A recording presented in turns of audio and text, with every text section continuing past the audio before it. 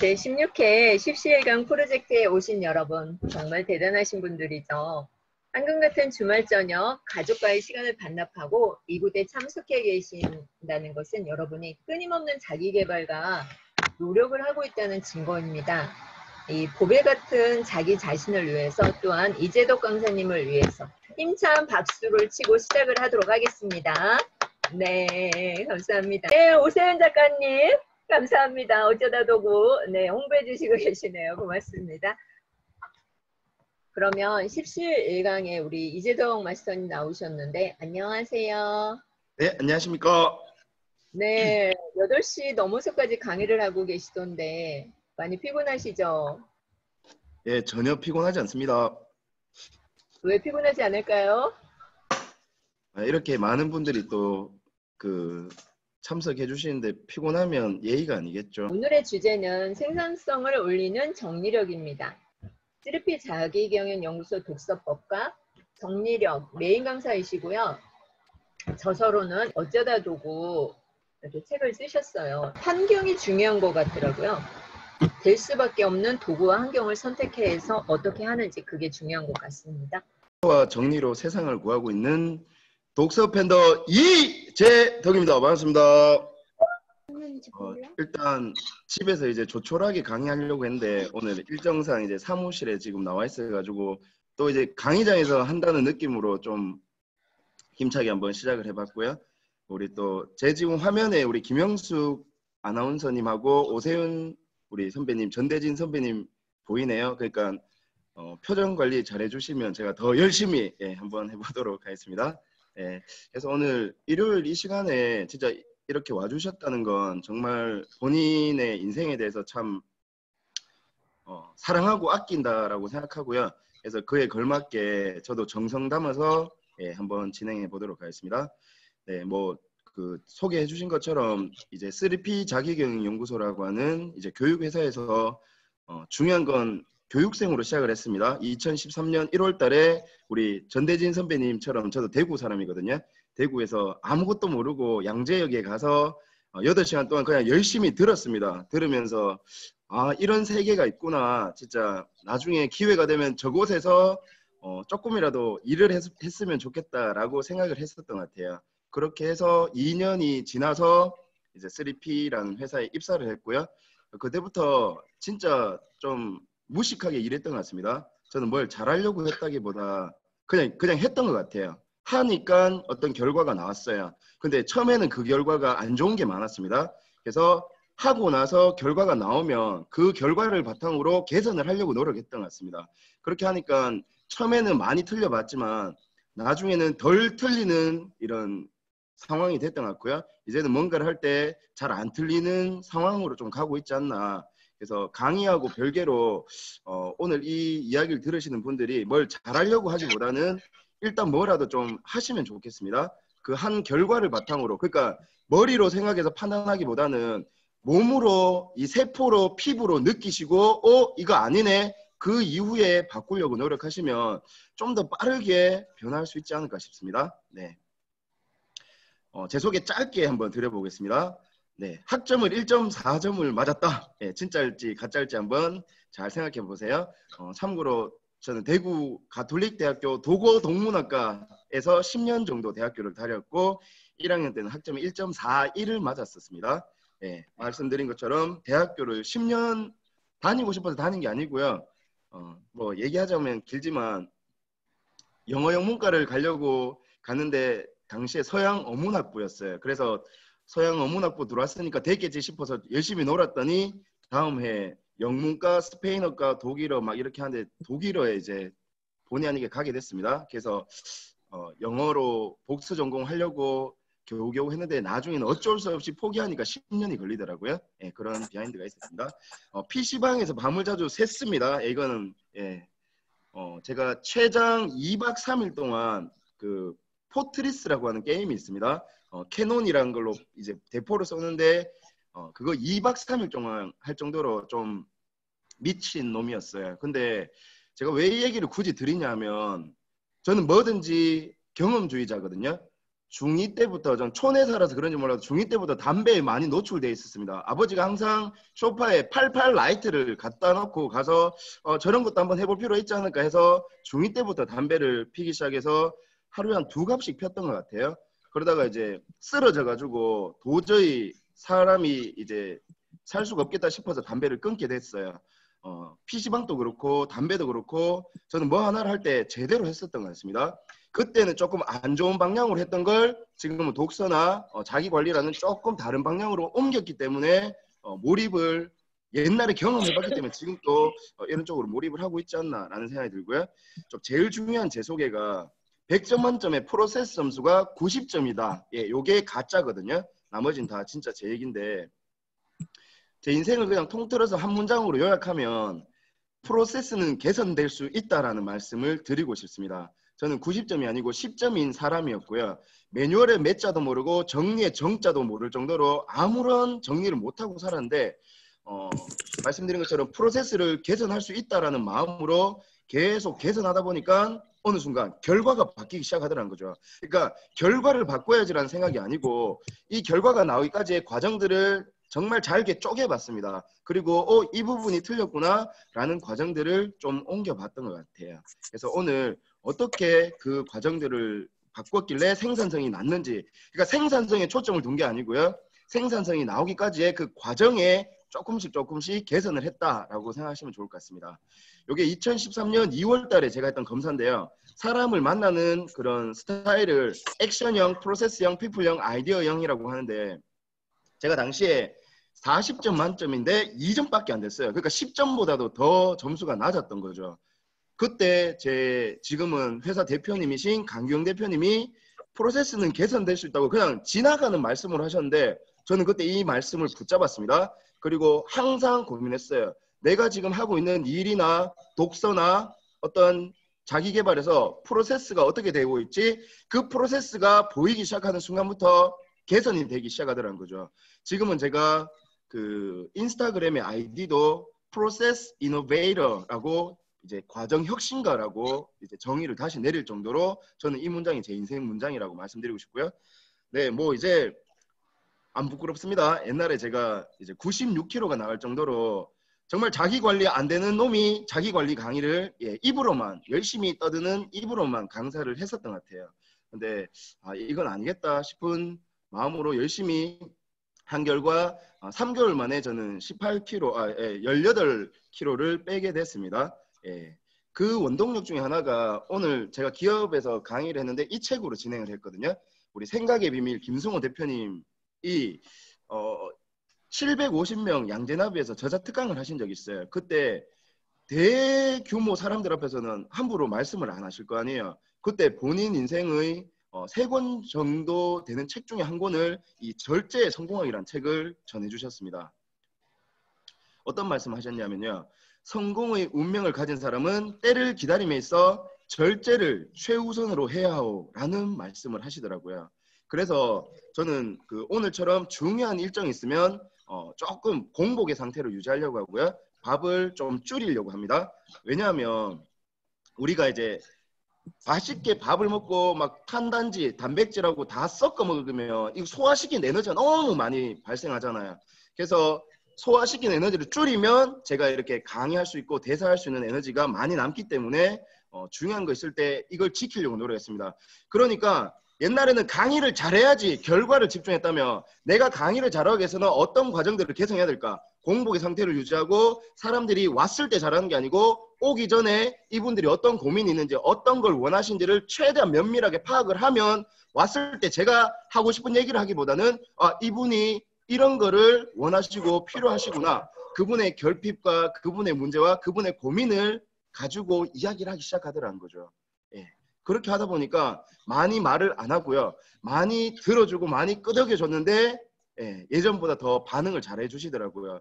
저는 별 얘기를 안 하고 말을 줄였는데 해결해 주셔서 너무 감사하다는 얘기를 많이 하시더라고요. 그러니까 이런 식으로 처음엔 강의를 할 때 강의를 잘하려고 노력했던 것 같아요. 근데 강사의 본질을 깨닫고는 바뀌었습니다. 강사의 본질은 강의를 열심히 잘하는 게 아니고요. 듣는 사람이 행복해지는 거라고 생각해요. 행복해지기 위해서는 이분들이 듣고 뭔가라도 즉시 실천할 수 있는 게 필요하다고 생각합니다. 오죽하면 논어의 첫 구절이 하기 시습지면 부력 여로하니라. 그러니까 배움도 중요하지만 배우고 때에 맞춰 익혔을 때, 그러니까 선배님들이 뭔가를 듣고 그걸 익혀가지고 소화가 돼가지고 내 삶에서 드러날 때, 적용되고 실천될 때 이것이 기쁨이 아닌가. 그래서 열심히 내기쁘자고 강의하는 것보다 듣는 분들이 뭔가라도 이해가 되고 조금이라도 실행할 수 있도록 해야 되지 않을까. 그렇게 하다 보니까 많이 주려고 하는 걸 좀 줄이게 되더라고요. 그럼에도 불구하고 오늘은 좀 많이 드리려고 말을 좀 빨리 하겠습니다.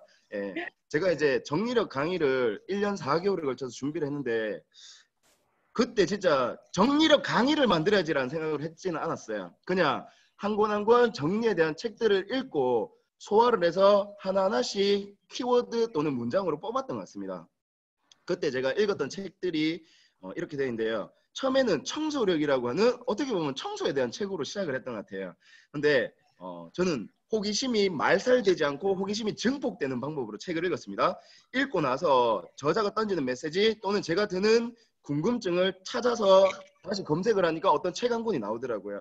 그렇게 제 호기심의 물줄기를 따라가다 보니까 청소가 아니고 에센셜리즘, 어떤 본질에 관한 책이 이 청소와 연관됐다는 걸 느꼈고요. 그리고 나중에 그게 생산성 그리고 어떤 폐기 경영과도 밀접한 연관이 있다는 걸 최근에 깨달았습니다. 그래서 지금 제가 정리를 다른 단어로 표현하자면 일단 쓸데없는 거, 비본질적인 거, 덜 중요한 걸 차단하고 버리고 줄이면 남아있는 소중한 것에 집중할 수 있고 그 소중한 것이 결국 본질일 확률이 높고 핵심일 확률이 높지 않을까. 제가 왜 이렇게 열심히 살아야 되고 내 삶의 본질이 뭘까, 핵심 키워드가 뭘까라는 걸 아니까 그 순간순간에 집중하는 그런 상황이 됐지 않나 싶습니다. 그래서 제가 이 정리력을 한 표현을 말씀드리면 이 말씀입니다. 삶 속에서 잃어버린 나의 자존감을 찾아주고 업무의 효율을 올려주는 정리력. 그러니까 뭔가 사람들이 생산성, 성과를 먼저 생각한다고 저는 느꼈거든요. 근데 그게 아닌 것 같아요. 진짜 나라는 사람이 어떤 사람이고 내가 뭘 좋아했고 과거에 나는 어떨 때 열정이 나왔는지를 제대로 파악한다면 그게 차곡차곡 축적이 되면 재능이 되고 강점이 될 확률이 저는 높지 않을까라고 생각하거든요. 근데 저는 강점을 찾는 건 쉽지 않았던 것 같아요. 그래서 제가 가진 강점을 찾는 작은 노하우를 말씀드리자면 남들이 안 하는 거, 남들이 싫어하는 거, 남들이 불편해하는 걸 꾸준히 해 나가시면 강점이 아니고 강점화가 되는 게 아닌가 싶습니다. 제가 우리 전대진 작가님 한 4년 전에 만났을 때 저 그때는 그냥 이제 말 한마디 한마디 엄청 잘하는 대학생이었던 것 같아요. 근데 얘기하다가 대진 선배님은 얘기할 때 진짜 촌철살인인 것 같다. 말 한마디 하면 사람의 마음이 싹 움직입니다. 라고 하니까 그때 당시에 하고 있던 걸 이제 네임 시도 지으시고 뭔가 그런 본인의 강점을 조금씩 축적하다 보니까 이게 완전한 강점으로 꼽힌 게 아닌가. 그래서 다른 사람들이 못하거나 안 하거나 싫어하는 게 있으면 그걸 그냥 한번 시작해 보시면 좋을 것 같아요. 저는 아까 말씀드렸지만 정리력이 강했기 때문에 시작한 게 아니고요. 그냥 남들이 안 하는 걸 봤어요. 다른 분들이 이 자기 관리 도구는 보는데 이 서브마인드라고 하는 정리 도구는 잘 안 보네. 내가 할 줄 아는 거 이건 한번 해볼 수 있을 것 같은데 그때부터 막 고민을 했던 게 7년이 지나니까 지금 조금 변화가 나왔지 않나. 진짜 인생은 언제 시작될까요? 네. 오해하시면 안 됩니다. 지금 시작되지 않습니다. 저는 오늘 듣고 나서 뭐라도 실행한 후에 되지 않을까라고 말씀드리고 싶습니다. 그래서 원래 이제 8시간 강의 내용인데요. 이 중에서 좀 핵심적인 내용만 오늘 전해드리면 정리를 크게 3단계를 이야기 드리고 싶고요. 뭐 책 홍보 그래도 살짝만 하면 어쩌다 도구의 137에서 157페이지에 이 오늘 내용의 핵심적인 내용들이 나와 있습니다. 네. 제가 요 생각의 비밀책에서 조금 오버해서 얘기하면 1억 정도의 그 아이디어를 뽑은 게 바로 162페이지에 나오는 내용이거든요. 네, 여기 보시면 3가지 문장으로 6천억 시장을 뚫다라는 문장이 있습니다. 뭐냐면 워딩 파워라는 개념이 있어요. 우리 화면을 보고 계시는 선배님들 fresh라는 단어가 있습니다. fresh가 혹시 무슨 뜻인가요? 스스로 한번 답변을 해주세요. 예, 많은 분들이 신선한이라고 말씀하셨을 거예요. 근데 fresh는 신선한이 아닙니다. 라고 하면 물어보실 거예요. 그럼 뭐예요? 예, fresh는 신선한이 아니고 고객이 보는 눈앞에서 직접 만드는 수준이 fresh입니다. 라고 하면 뭐라고 답변할까요? 그런 게 어딨어요? 예, 저희가 만드는 스시가 바로 그런 스시입니다. 라고 김성호 대표는 마케팅을 했고요. 그렇게 하니까 워딩, fresh의 원래 뜻은 신선한, 그게 아니고 고객이 보는 눈앞에서 직접 만드는 게 fresh입니다. 이걸 단어의 정의를 살짝 바꿈으로 인해서 그 단어에 힘이 생긴다는 게 워딩 파워거든요. 제가 그걸 적용해 봤습니다. 선배님들, 정리가 무슨 말인가요? 정리? 제가 이걸 본 강의 때도 여쭤보면 다들 답변을 얼버무리세요. 그러니까 알기는 알겠는데 막상 정의 내리기가 쉽지 않더라는 거죠. 그래서 정리가 잘 안 되는 게 아닌가 싶습니다. 네. 정리란 설레고 소중한 것을 남기세요. 거기에 집중하는 게 정리라고 말씀드리고 싶습니다. 정도는 뭘까요? 아니에요. 정도는 그게 아니고요. 삼시분류법으로 효과적으로 분류하는 게 정돈입니다. 자, 그럼 매뉴얼은 뭘까요? 아니라니까요. 매뉴얼은 업무의 절차를 만들고 그 그릇을 채워 나가는 것이 매뉴얼입니다. 라고 말씀드리면 다들 처음에 이렇게 강의를 들으시다가 그런 게 어딨어요? 라고 싹 빨려 들어오시더라는 거죠. 그래서 하고 계신 업종에서 내가 많이 쓰는 키워드가 있을 거예요. 그럼 그 키워드를 내가 이야기하고 싶은 키워드의 뜻을 말씀하시지 마시고요. 듣는 사람의 입장에서 들었을 때 그런 게 어딨어요? 뭔가 호기심이 좀 생길 수 있는 표현으로 바꾸게 되면 조금 더 잘 비즈니스가 풀리지 않을까 싶습니다. 자, 정리를 좀 더 말씀드리면요. 필요한 것과 필요하지 않은 것을 어떻게 한다고요? 분명하게 나누시라는 거죠. 그리고 나서 불필요한 것을 과감하게 버리는 게 정리입니다.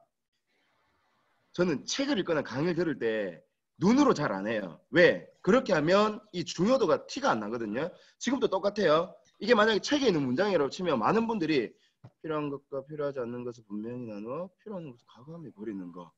아무런 감흥이 없거든요. 근데 이걸 필요한 것과 필요하지 않은 것을 분명히 나누어 필요 없는 것을 과감하게 버리는 것이라고 읽거나 외치면 머릿속에 이 중요도가 확 들어오잖아요. 분명하게 나눈다는 건 무슨 말인가요? 기준이 있다는 거죠. 삶에서 선택하시는 분들, 그러니까 뭔가를 잘 선택하는 분들은 보면요. 자신만의 기준이 명확하다고 생각합니다. 내가 이걸 해야 될까 말아야 될까 기준이 명확하지 않으면 고민 열심히 하시는 거죠. 근데 내 인생의 사명, 내 인생의 핵심 가치가 명확하게 있으면 고민하는 일이 별로 없을 거라고 생각합니다. 참고로 저는 세 가지 키워드가 정성, 과정, 공헌이라는 그 핵심 가치가 있거든요. 그러니까 어떤 상황에 왔을 때 고민되면 그냥 그 키워드로 고민해 봅니다. 이게 정성 들일 필요가 있느냐? 이게 과정에 의존하는 거냐? 이게 사람들에게 공헌되는 거냐? 그러면 편하게 행동하게 되더라는 거죠. 정리도 똑같습니다. 이거 버려야 될까 불필요해야 될까 분명하게 나누는 자신만의 기준이 명확하면 안 버리는 게 이상한 거죠. 안 소중하고 덜 설레이면 버려야죠. 그래야지 내 주변에 설레고 소중하고 집중할 게 남는 거잖아요. 사람은 본질적으로 다 빛나는 존재라고 생각합니다. 근데 왜 지금 우리 선배님들은 내가 왜 이렇게 어둡고 빛이 안 나지? 빛이 안 나는 게 아니고요. 그 빛나야 되는 사람 옆에 뭐가 있어요? 잡동사니가 혹시 있지 않나요? 그 빛을 가로막고 있는 잡동사니들이 있으니까 내 안에 빛이 나오지를 못하는 거예요. 아까 우리 대진 작가님 말씀하셨잖아요. 그 아저씨가 막 이런 나쁜 얘기를 하니까 대진 선배가 원래 빛나는 사람인데 그런 빛들이 안 좋은 생각이 갇혀버렸던 거예요. 근데 내가 그런 걸 이겨내겠다라고 내 안에 있는 빛을 찾아가다 보니까 모든 분들이 그렇다고 생각합니다. 안 빛나는 사람이 어디 있겠습니까? 단지 그 빛이 잡동산이나 조금 부정적인 이런 생각이나 편견들에 이렇게 가로막혀 있는 게 아닌가. 과감하게 버리세요. 그래서 저는 정리를 할 때 세 단계만 한번 해보시면 좋겠다라고 말씀드린 게 첫 번째가 예, 이렇게 단순해도 되나 싶은데 꺼내 펼치는 겁니다. 예, 제발 대단한 거 생각하지 마세요. 자, 꺼내 펼쳤다는 말은 뭔가가 시각화되고 내 눈앞에 보인다는 거잖아요. 그러면 명확하게 판단할 수 있겠죠. 어떻게? 이성적인 기준과 감성적인 기준으로 한번 기준을 잡아보시면 좋을 것 같습니다. 자, 꺼내 펼친다는 말은 뭐냐면요.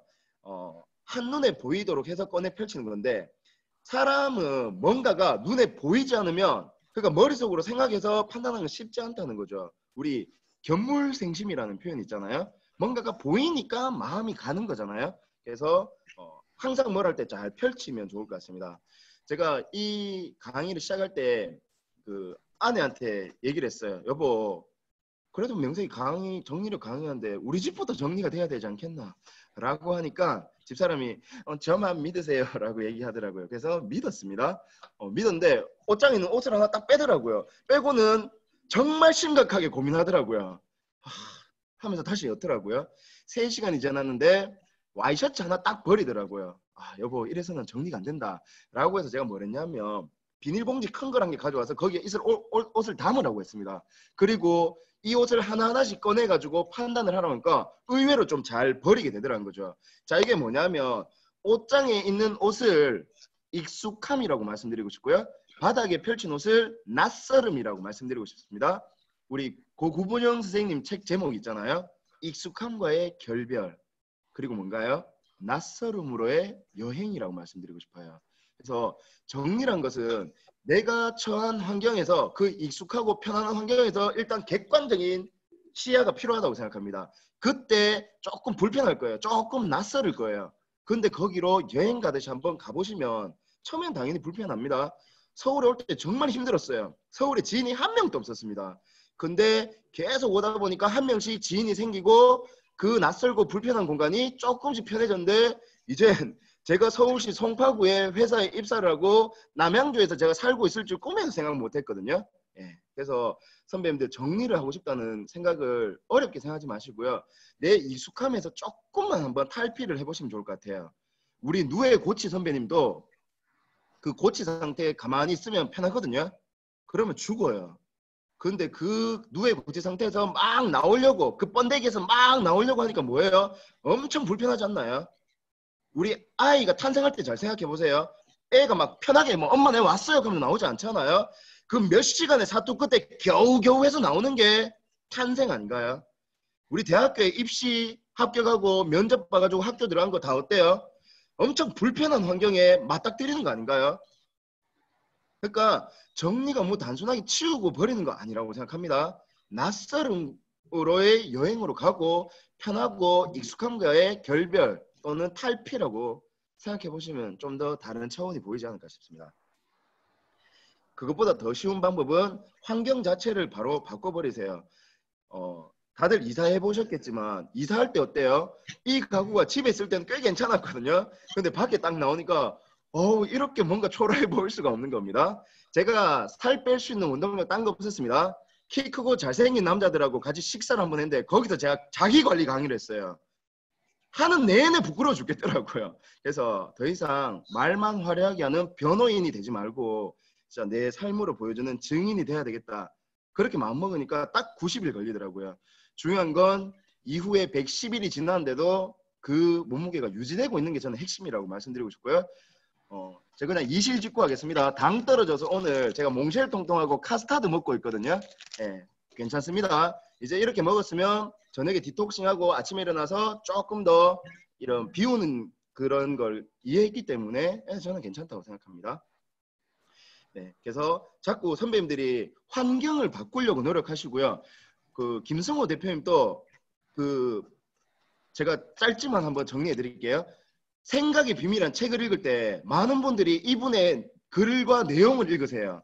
당연히 필요하겠지만 선배님들이 진짜 책을 읽고 적용하고 싶고 인생이 바뀌고 싶으면 저자의 책 제목에 물음표를 던져보세요. 그리고 내 깨달음의 느낌표가 나오면 그 책의 컨셉을 제대로 읽은 거라고 말씀드리고 싶어요. 저는 생각의 비밀 물음표를 던졌습니다. 김승호 대표가 말하는 3가지가 저는 첫 번째가 100일 100번을 적는 개념이라고 생각이 들었고요. 두 번째가 패스워드 목표라고 이름 붙여봤습니다. 그러니까 패스워드에 목표와 관련된 글을 적으라는 거죠. 그게 뭔가요?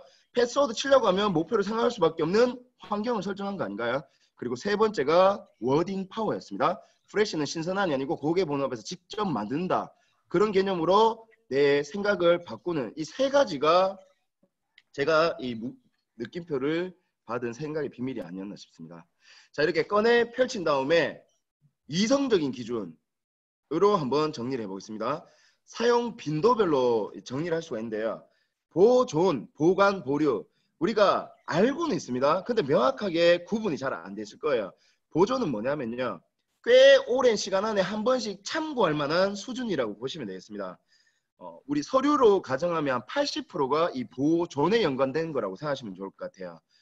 그러면 보관은 뭔가요? 보관은 지금 활용하고 있고 현업과 관련된 한마디로 얘기하면 제 손이 닿는 게 보관이고요.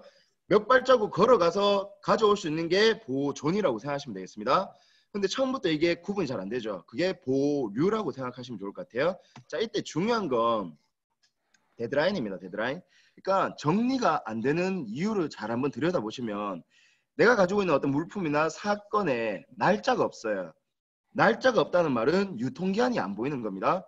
음식물 버릴 수 있는 이유가 뭔가요? 유통기한이 지났잖아요. 그러면 서류에 날짜가 있으면 한 2달이 지났는데도 다시 안 봤다. 안 소중한 자료거나 내가 그 중요한 걸 반복해서 못 보고 있다는 거 아닌가요? 그래서 뭔가를 하실 때 오늘 또 메모하신다면 우측 상단에 날짜 꼭 적어주시면 좋을 것 같고요. 핵심은 저는 이거라고 생각해요. 우리는 정렬을 합니다. 정렬, 정리정돈이 아니고 이게 어떤 차이냐면 내 눈앞에 가지런히 놓여있는 상태가 정렬이에요. 정리정돈은요. 불필요한 걸 걷어낸 정리 이후에 잘 찾았을 수 있도록 제자리에 두는 게 정돈입니다. 근데 우리는 책상이 정렬되어 있는데 정리정돈된 줄 생각하는 게 있어요. 그래서 모든 걸 보관 보존하는 게 아닙니다. 처음에 뭘 해야 돼요? 불필요한 거 먼저 폐기하셔야 되는 거죠.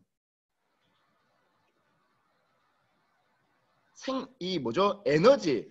제가 오늘 좀 부담스러운 게 우리 민복기 우리 강사님 또 여기 계신데요. 에너지 얘기하면 제가 큰일 날 수 있거든요. 그럼에도 한마디만 하면 이 에너지를 가지려고 하면 안 되고 이 쓸데없이 빠지는 에너지를 잘 제거해야지 더 집중할 수가 있는데 우리는 속된 말로 맛있게 먹고 에너지 내려고 한다는 거죠. 본질에서 벌써 잘못된 게 아닌가요? 그래서 먼저 불필요하고 덜 중요한 거 폐기하시라는 거죠.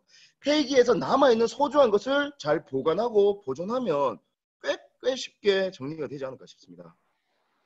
그래서 일정 기한이 지났는데도 안 쓰면 폐기하거나 뭔가 내 스스로 기준을 정해놓고 잘 폐기하시면 좋을 것 같아요. 사례를 한번 보여드리면 이 바인더란 걸로 정리를 잘 하신 사례예요. 이 정도면. 근데 저는 이제 이분한테 말씀드렸죠. 요새 일이 좀 힘들지 않나요? 뭔가 마음이 좀 불편하지 않나요? 라고 하니까 마스터님 어떻게 알았어요? 네, 이제 세무사님이거든요. 세무사가 4월, 5월이 제일 정신없잖아요. 그때 느낌이라고 보시면 좋을 것 같아요. 그래서 5월달 딱 끝나자마자 한마디 했습니다. 우리 김하나 마스터님 일단 꺼내 펼치시죠. 이렇게 딱 펼쳤잖아요. 그리고 뭐랄까요? 다시 담기위해서 간판부터 만들어 보시면 어떨까요? 간판을 만들면 이렇게 되거든요. 자, 선배님 생각해 보세요. 내가 회사에서 일을 하는데 이 상태인 경우 근데 이것도 정리가 잘 된 수준입니다. 그래도 황하일에 제목도 안 보이는 게 200권이 꽂혀 있는 상태에서 집중하는 사람하고 이 상태에서 집중하는 사람하고 어떤 사람이 더 집중을 잘할까요? 당연히 저는 후자라고 생각합니다. 근데 더 중요한 건 뭔지 아세요? 오케이, 이 자료가 이거구나. 꺼냈습니다. 펼쳤습니다. 50장을 넘겨야 돼요. 근데 이렇게 하면 어떨까요?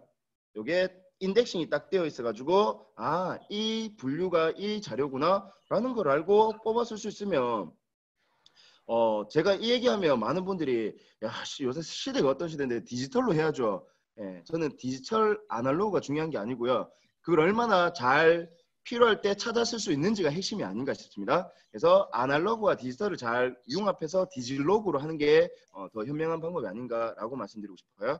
자, 제가 오늘 짧은 시간 안에 드리는 제 생산성의 가장 핵심적인 비밀은 바로 지금부터입니다. 뭐냐면 이 도식을 잘 그려보시면 좋을 것 같아요. 버리기는 일단 필요한지 불필요한 걸 분명하게 나누세요. 불필요한 걸 잘 폐기하셔야 되는 겁니다. 곡성이라는 영화를 보셨을 건데요. 곡성에서 제일 화제됐던 표현이 뭐였나요? 회자됐던 표현이 뭔가요? 딸아이가 얘기했습니다. 멋이 중한디. 아빠한테 막 쌍욕을 했었거든요. 그러니까 아빠가 자꾸 뭐가 중요한지도 모르고 딸아이한테 계속 하니까 멋이 중한디도 모르면서 하면서 막 화를 내는 장면이 있어요. 곡성 영화 포스터에 이런 문장이 있었습니다. 제가 선배님들 정리를 원하시는 선배님들한테 드리고 싶은 표현하고 일맥상통합니다. 절대로 현혹되지 마라 라는 표현이 있었거든요. 그러니까 우리가 살면서 그런 단어 들어보셨죠? 현혹, 미혹, 또 뭐 있나요? 현혹, 유혹.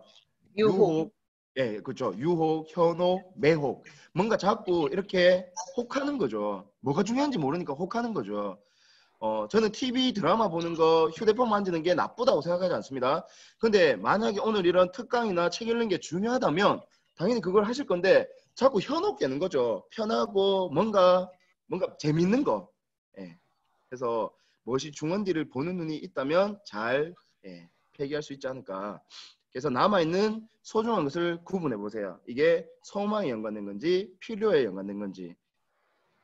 자, 소망은 어떤 건가요? 필요할지도 모르겠고 언젠가 쓸 것 같은 거. 막 죽겠습니다. 너무 주변에 이런 게 너무 많아요. 자, 근데 필요는 뭔가요? 없으면 안 되고 지금 내가 당장 사용하고 있는 거예요. 이걸 보존, 보관, 이 개념하고 한번 연결을 해보겠습니다. 자, 소망은요, 바로 보존의 영역입니다. 그러니까 가끔씩 참고할 만한 수준이에요.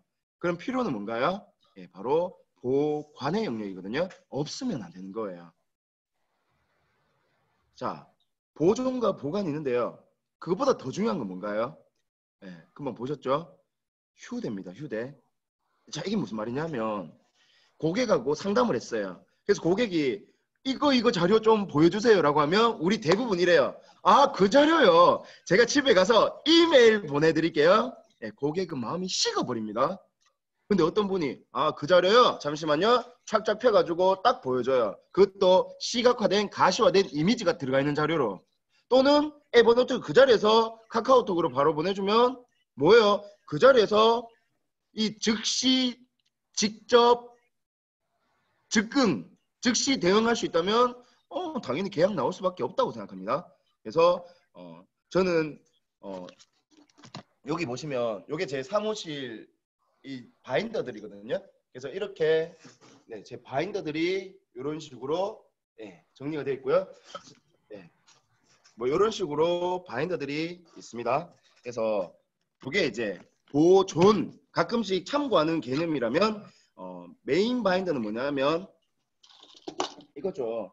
늘 휴대하고 들고 다니는 제 인생의 사무실이라고 보면 될 것 같아요. 그냥 이렇게 외우세요. 일을 잘하고 싶으면 메인 바인더의 메인 사람이 될 거라고 말씀드리고 싶습니다. 그래서 저는 얘 없으면 안 될 정도로 얘한테 매여 있어요. 왜? 휴대해야 되는 소중한 자료들이 제 손에 항상 있어야 된다는 거죠. 그게 고객에 대한 정보일 수도 있고 상사가 물어보는 정보일 수도 있고 제가 수시로 반복해서 봐야 되는 그런 소중한 정보들일 수 있는 거죠. 자, 소망 업무는 쉽게 말하면 이겁니다. 당연하게 하고 습관적이고 기호에 맞고 나 아니면 다른 사람을 좀 할 수 있도록 해줘야 되는데 답답해가지고 자기가 해버리는 이런 업무가 소망 업무일 확률이 높습니다. 이걸 본질적으로 좀 들여다보면 가짜 업무일 확률이 높습니다. 뭐예요? 열심히 일하면 안 되는 일일 확률이 높다는 거죠. 이걸 좀 더 들어가 보면요. 필요와 소망 중에서 소망은 줄이시고요. 필요에 다시 집중을 하면 제가 생산성이 올라가는 방법이 바로 이 개념을 이해하고 나서부터였습니다. 지금 필요한지 앞으로 필요한지를 한번 구분해 보세요. 지금 필요한 일을 주 업무라고 합니다. 현재 업무라고 합니다. 그럼 앞으로 필요한 일을 뭐라고 할까요? 네, 그게 바로 사전 업무라고 합니다. 제가 교육을 들을 때 교육만 열심히 듣지 않아요. 왜?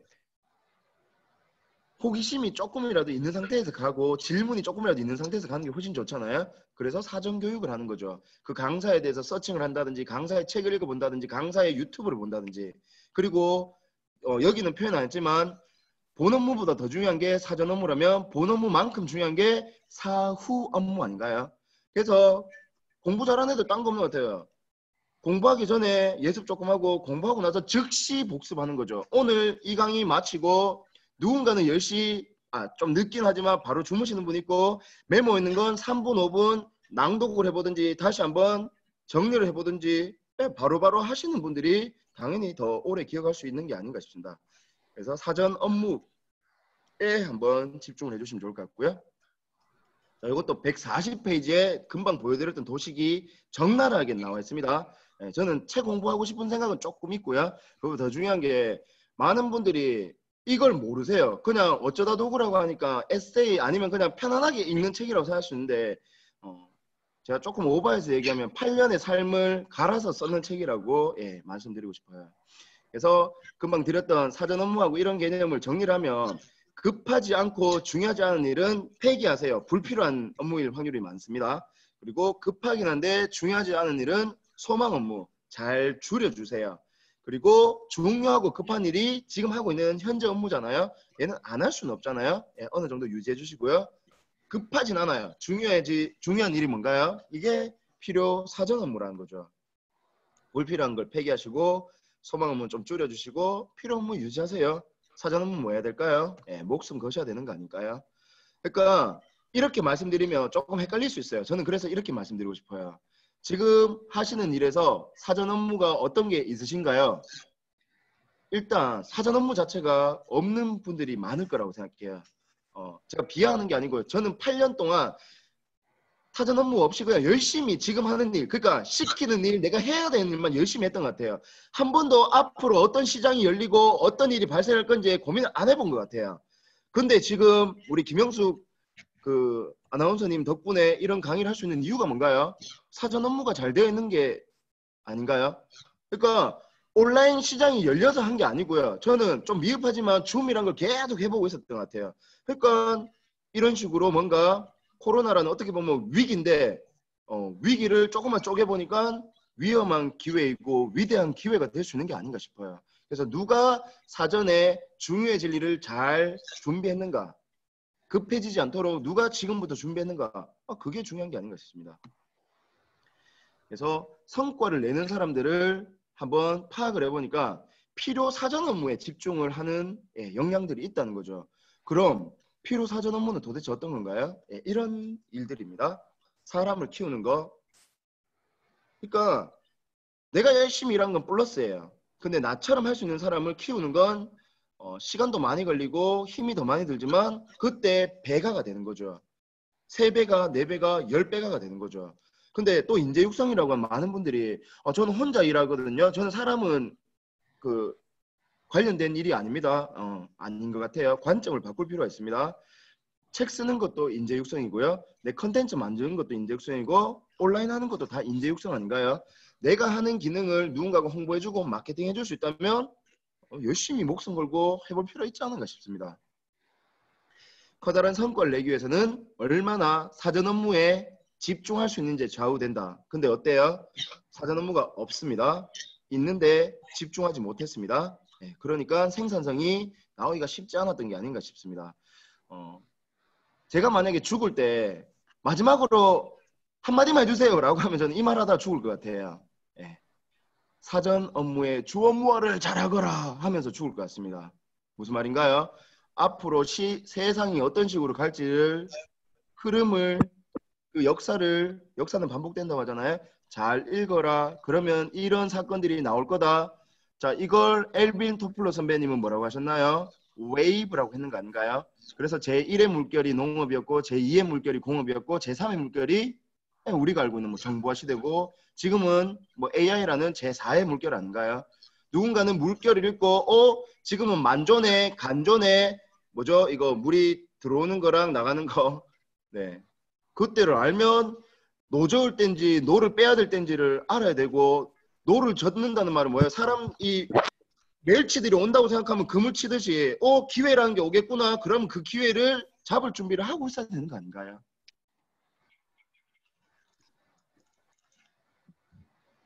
네. 그래서 잠시 멈춤이란 거, 포즈가 필요하다고 생각하고요. 열심히 책을 읽고 열심히 강의 듣는 거 당연히 중요합니다. 그거보다 더 중요한 건 선배님들만의 고독한 시간을 가지시는 걸 추천드리고 싶어요. 저는 가끔씩 찜질방에 가서 한 하루나 이틀 정도 무건수행 하듯이 있다 오거든요. 왜냐하면 제가 읽었던 책들, 들었던 강의들을 거기 가서 아무도 저를 터치하지 않는 상황에서 쉼과 빡셈을 순환합니다. 무슨 말이냐면 열심히 글을 쓰거나 열심히 뭔가를 아웃풋 컨텐츠를 만들다가 힘들어요. 그러면 자버립니다. 맥주 한 잔 만져버리고요. 라면 한 그릇 먹어버리고요. 목욕탕 가가지고 쉬어버리고요. 또 찜질합니다. 그러다 깨면 또 에너지 생기면 또 집중합니다. 그 짓을 1박 2일, 2박 3일을 하다 보면 세상에 없던 뭔가 창의적인 일들이 나올 확률이 높다는 거죠. 근데 뭐예요? 계속 해야 되는 주 업무 열심히 돌다 보면 나올 시간도 없지 않나요? 일부러라도 멈추고 나를 돌아보는 시간. 나만의 통나무집을 찾아야 되지 않을까요? 예. 우리 워렌 버핏 선배님만 2주간 생각하는 시간을 가져서 세상을 이끄는 리더로 성장하도록 그만해야 되지 않을까요? 예. 그래서 오늘처럼 이런 귀한 시간을 선배님들이 나를 돌아보시는 시간, 그러면서 또 다음 주를 준비할 수 있는 이 작은 하프타임들을 잘 가져가 보시면 좋지 않을까 싶으면 폴더 정리든 어떤 정리든 세 계층을 고민해 주시면 좋을 것 같아요. 그래서 대분류와 중분류, 소분류로 했을 때 내가 원하는 파일이 나오는 상태가 저는 좀 잘 정리가 된 상태라고 생각하거든요. 그러니까 대분류가 바탕화면이라고 생각하시면 좋을 것 같고요. 바탕화면에서 클릭해서 들어가는 중분류, 다시 클릭해서 들어가면 파일이 있거나 한 번 정도 더 들어가는 상태를 뛰어넘으면 저는 그거는 정리 안 하려고 정리하는 거라고 생각합니다. 자, 무슨 말이냐면 제 현재 바탕화면에 이렇게 정리가 되어 있거든요. 3개 정도의 큰 그룹핑을 해보세요. 첫 번째가 진행 중인 업무나 프로젝트를 저는 하나로 정리를 했거든요. 그리고 또 뭐가 있을까요? 진행 중인 게 있으면 완료된 게 있겠죠. 그리고 얘들하고 더불어서 또 하나 중요한 개념이 바로 반복되고 있는 프로젝트가 있다라고 말씀드리고 싶어요. 그래서 시작과 끝이 있는 일 아니면 저는 주기적인 반복을 하는 일로 제 업을 한번 정리 내려봤거든요. 그래서 뭐 하나를 딱 클릭해서 들어가니까 두 번째 중분류가 이런 느낌이에요. 자, 여기서 좀 중요한 건 별표가 있다는 겁니다. 저는 책 읽기를 할 때도 밑줄만 끊는 게 아니고 밑줄 그은 거에서 별표 1개, 2개, 3개로 구분을 하거든요. 폴더도 똑같아요. 별표 3개를 하니까 뭐가 돼요? 제일 앞선에 와 있는 거죠. 그러니까 저는 클릭해서 들어가면 항상 왼쪽 상단을 보면 제일 중요한 업무들이 항상 거기에 위치하고 있는 시스템을 만들어 봤습니다. 자, 다시 소분류로 들어가니까 이런 식으로 파일이 정리가 되어 있어요. 자, 여기서 핵심이 뭐냐면 뭐가 핵심이냐면 저한테는 이게 핵심입니다. 항상 어떤 자료든 저는 날짜를 기입을 하거든요. 그러면 저는 바인더를 쓰니까 그날 뭐 했는 날짜를 알면 연, 월, 일을 이런 식으로 띄어쓰지 않고 6숫자를 치면 이 everything이라고 하는 그 파일이 있거든요. 프로그램인데 거기에 날짜를 치면 그때 자료나 사진이나 이런 것들이 검색해서 찾을 수가 있다는 거죠. 네. 그래서 누군가가 저한테 폴더 정리 어떻게 하는지 물어보면 저는 그 얘기는 별로 안 하고 싶고 이런 조금 제가 생각할 때는 좀 본질적인 세 계층, 날짜, 별표 정도를 활용해서 하는 걸 말씀드리고 싶고요. 사실 이 부분은 정말 제가 어렵게 알게 된 개념인데 쉽게 전해드리겠습니다. 뭐냐면 모든 문서를 저는 URL화 해야 된다고 생각하는 주의자거든요. 무슨 말이냐면 제가 오늘 카톡에 동영상을 하나 전송을 해드리려고 해요. 근데 동영상 전송하려고 카톡에 보내면 어떤 글이 뜨나요? 너무 파일 용량이 커서 전송할 수가 없습니다. 라는 의미가 뜨죠? 예. 그러니까 내가 PPT 한 장을 보내려고 해도 무겁습니다. 얘가 엄청 무겁잖아요. 동영상이나 장문의 PPT. 그럼 이걸 어떻게 하면 좋나요? 가볍게 만들어야죠. 그게 무슨 말이죠? URL을 따야 되고 에버노트나 블로그에 얘들을 싣고 하면 애들이 URL이 되는 상태가 됩니다. 그러면 어떤 일이 발생하죠? 내가 다시 무겁게 보낼 수가 있는 거죠. 무슨 얘기냐면요. 제가 드리고 싶은 영상을 잘 URL화해서 보내는 매체는 어떤 게 될 수 있나요? 문자가 될 수도 있고 메일이 될 수도 있고 카톡이 될 수도 있고 뭐 인스타 다이렉트 메시지로 URL을 보내줘요. 하나 말씀드리면 그 블로그 잘하시는 분들이 잘 쓰는 게 비밀 댓글이잖아요. 근데 비밀 댓글은 은밀한 공간이 될 수 있습니다. 거기에 이 URL과 정말 그 사람만을 위한 온전한 자료를 또는 온전한 마음을 담아서 쓰면 저는 감동을 안 받는 게 더 어렵지 않을까라는 생각이 들거든요. 그래서 그런 느낌으로 한번 해보시길 추천드리고요. 제가 여기 계신 유튜브 잘하시는 분들 많겠지만 저는 그냥 실질적인 얘기 드리고 싶은 게 유튜브 다른 거 없는 것 같아요. 일단 동영상 누르고 하고 싶은 말 하고 저장해서 유튜브에 올립니다. 저는 진짜 바로바로 올려버려요. 대신에 전체 공개가 아니고 일부 공개를 합니다. 그러면 이 URL을 받은 사람만 볼 수 있게 만드는 거죠. 그러면 그 URL을 확보한 다음에 나중에 시간을 따로 내서 제목을 수정합니다. 할 때마다 제목을 건드리는 게 아니고요. 그리고 썸네일 작업도 할 때마다 하는 게 아니고요. 한 번에 모아서 합니다. 그러면 제목하고 URL만 따로 관리하다가 필요한 사람에게 필요한 분에게 필요할 때 드리는 거죠. 사진 하나를 가지고 그 각각의 제목들을 요거 하는데 한 10분 정도 걸렸던 것 같아요. 그러면 PPT로 정리해서 이미지 파일로 저장해서 하나하나씩 수정해서 넣는 거죠. 그 다음 뭔가요? 그 URL들을 이렇게 제목과 URL 주소와 날짜들을 잘 정리해 놓고 나중에 필요한 분들한테 문자든 이메일 보낼 때 요걸 같이 공유해 드리면 감동을 안 받기가 어렵지 않을까 싶습니다. 네, 일단 여기까지 하도록 하겠습니다. 네, 감사합니다.